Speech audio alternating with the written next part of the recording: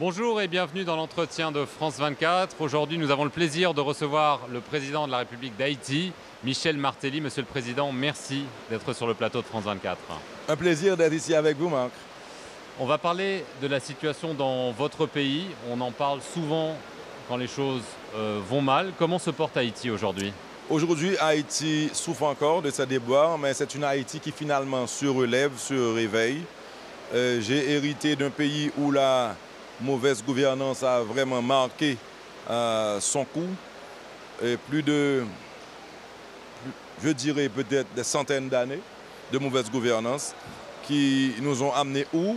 À ce déboisement, toutes nos forêts ont été détruites, 70% comme taux de chômage et l'analphabétisme qui règne en roi, 85% des écoles sont des écoles privées et finalement ce séisme dévastateur qui a mis à nu nos fragilités.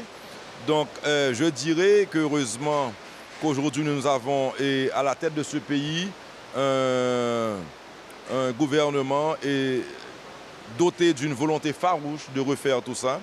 Et grâce à notre engagement, à notre dévouement, aujourd'hui, comparé à ce 1,5 million de gens qui vivaient dans les camps, sous les tentes, on a pu reloger plus de 80% de ce monde. Aujourd'hui, on a en moyenne 300 000 gens qui vivent encore sous les tentes. C'est assez important. Mais Marc, vous devez comprendre que, 1, ça prend du temps. 2, c'est coûteux. Parce que les gens, s'ils ne sont pas payés pour laisser les camps, on identifie des maisons fissurées, on répare pour eux, ou bien encore, on leur loue une maison, on paie les loyers pour une année. Donc, c'est pas facile, mais ça va mieux. Est-ce que vous comprenez l'impatience, justement?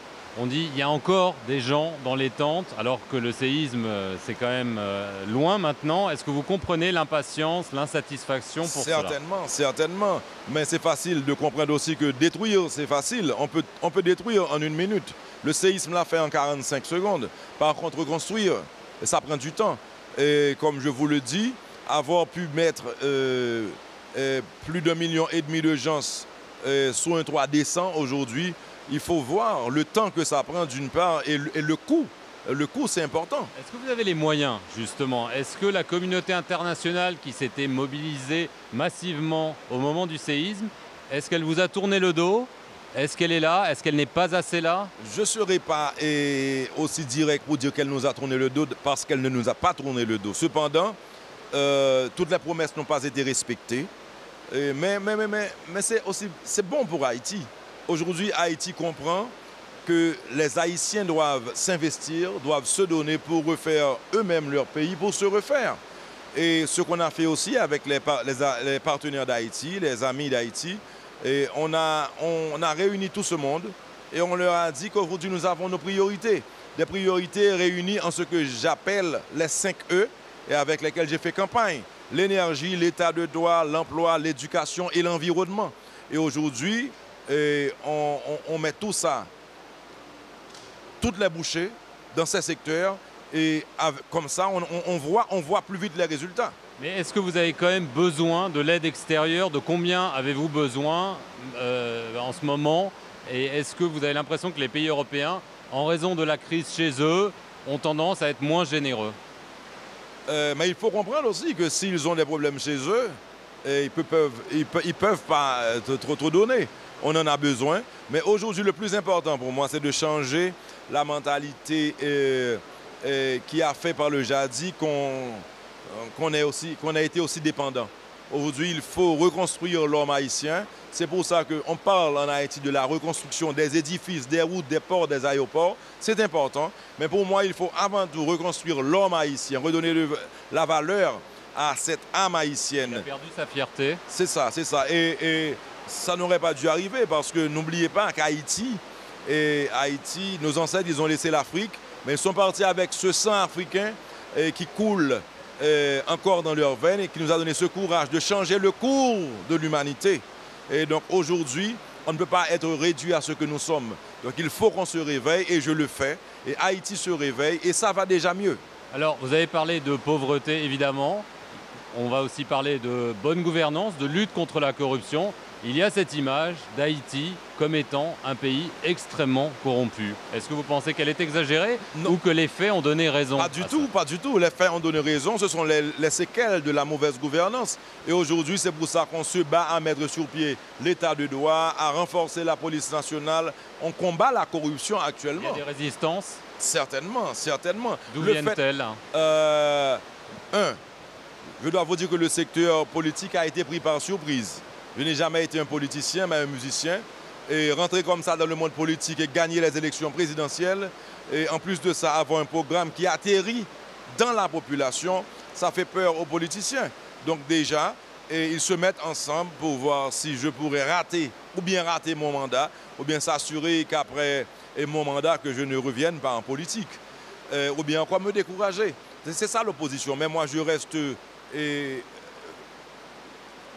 la tête froide, avec ce recul, l'éducation, l'énergie, comme je l'ai dit. Mais est-ce que vous craignez justement que le système politique dont vous ne faisiez pas partie puisse s'allier contre vous et faire en sorte de vous mettre des bâtons dans les roues? Il le fait déjà et ils me mettent les bâtons dans les roues, mais comme résultat, ça fait quoi?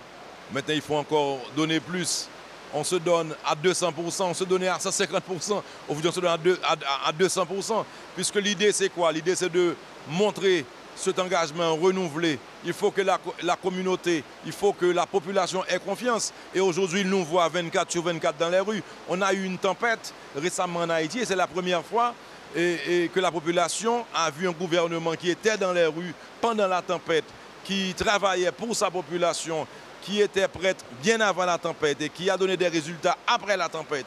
Donc il y a cette confiance qui s'installe au sein de la population et qui fait que nous-mêmes, nous gardons confiance et on reste focalisé, on reste bien pointu, précis, concis et on avance. À quel point pensez-vous qu'il faut juger, entre guillemets, le passé? Les administrations précédentes, Aristide, Duvalier, à quel point pensez-vous qu'il faille parler de cela ou est-ce que vous pensez qu'il faut vraiment tourner la page et arrêter? Pour moi, au lieu de parler de jugement, c'est important, c'est important. Mais c'est plus important pour moi de parler de réconciliation parce que tant que ces fractions seront là à s'entre-déchirer, il y aura toujours des heurts qui nous empêcheront de progresser. Donc moi, je vois plutôt ce que j'appellerais un tête ensemble des différents secteurs, qu'on se mette ensemble et que finalement nous ayons cet objectif commun qui doit être à tout moment Haïti et le bien-être de notre population. Est-ce que vous pensez que vous êtes à l'abri de coups d'État? Oui, aujourd'hui, pour la simple et bonne raison qu'il y a cette force de maintien de l'ordre qui est là en Haïti, la force des Nations Unies. Donc, il y a la communauté nationale qui veille sur Haïti et qui a déjà identifié, a reconnu notre engagement, notre volonté de bien faire, ce combat contre la corruption et qui supporte la démocratie qui s'installe en Haïti aujourd'hui. Donc même s'il y aurait un coup contre mon gouvernement, je pense que ça ne passerait pas. Donc il y a à ce niveau-là un découragement du côté de l'opposition, mais ils font ce qu'ils peuvent pour que ou bien je ne réussisse pas, ou que je m'en aille moi. Mais j'ai bien choisi ce que je voulais faire, c'est de me donner pour ma population, me donner pour mon peuple, pour mon pays. Il y a beaucoup de discussions sur les calendriers électoraux. Est-ce que vous sentez quand même que, malgré tout, il y a encore beaucoup de difficultés pour faire passer le message que la démocratie, c'est les élections, c'est aussi l'alternance, c'est des élections présidentielles, locales? Est-ce que vous sentez qu'il y a quand même encore une grosse fragilité de la démocratie chez vous? Je dirais non, parce que nous mettons sur place les institutions qui n'existaient pas et nous sommes en train de renforcer celles qui existaient déjà et qui étaient faibles. Par exemple, ça fait 25 ans que Haïti attend, puisque la Constitution l'oblige, le Conseil électoral permanent. Ils ne l'ont jamais fait. Finalement, j'ai mis sur pied ce conseil.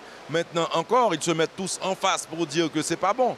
Ce conseil n'est pas tout à fait complet puisqu'il y a le Parlement qui n'a pas encore désigné ses 3 membres, mais on s'y attelle et ça va aller. On met sur pied le Conseil électoral permanent et une fois pour toutes, les institutions seront là. J'ai mis sur pied le CSPJ qui est le Conseil supérieur du pouvoir judiciaire qui donne au pouvoir judiciaire son indépendance. Donc on est en train de mettre sur pied les institutions. Ça crée une réaction, ça cause une réaction de la part des secteurs qui étaient déjà au pouvoir, qui ne l'ont pas fait et qui aujourd'hui, du dehors, réalisent que le président Martelly est en train de marquer des points. Donc c'est pas facile, mais encore on avance. Alors, est-ce que le président Martelly est content d'être en politique ou est-ce qu'il préférait être chanteur? Non, être chanteur, c'est travailler aussi dur, c'est se donner aussi pour plaire et pour réussir, mais c'est pas toujours un impératif. Et alors que quand on est président, et une forte averse, c'est le problème du président. Une épidémie, c'est le problème. On n'est pas toujours applaudi, non. Mais dans la vie, on choisit ce qu'on fait, on choisit ce qu'on aime. Mais à la fin de la journée, c'est de pouvoir dormir en paix. Vous vous plaisez en politique? Vous voulez continuer éventuellement un autre mandat? Bon, je n'ai pas la possibilité de faire un second mandat consécutif. Et par contre, la possibilité de retourner après 5 ans. Donc, j'ai le temps. J'ai le temps. Il faut penser à aujourd'hui et à ce que je fais aujourd'hui. Bien sûr qu'il y aura un impact sur l'avenir, mais en ce qui concerne un prochain mandat pour le président Martelly, ça dépendra peut-être de la population.